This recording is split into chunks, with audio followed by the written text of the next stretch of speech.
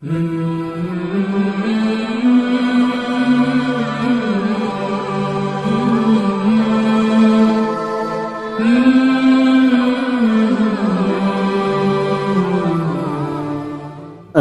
علیکم۔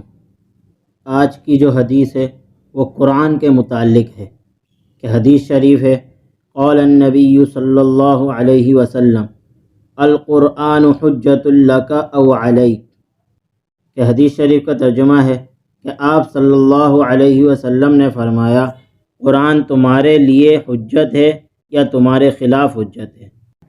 تو اس حدیث شریف کے اندر یہ بتایا کہ جو شخص قرآن کے حقوق کو ادا کرے تو قیامت کے دن قرآن اس کے بارے میں سفارش کرے گا اور اللہ تعالیٰ اس کی سفارش کو قبول فرمائیں گے۔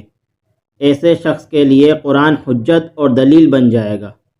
اس کے مد مقابل اگر قرآن کے حقوق ادا نہ کیے جائیں تو قیامت کے دن قرآن اس کے لیے ضرر کا باعث ہوگا، جیسا کہ ایک روایت میں آتا ہے کہ قرآن ایسا سفارشی ہے جس کی سفارش قبول کی جائے گی، اور ایسا مدعی ہے جس کا دعویٰ تسلیم کیا جائے گا۔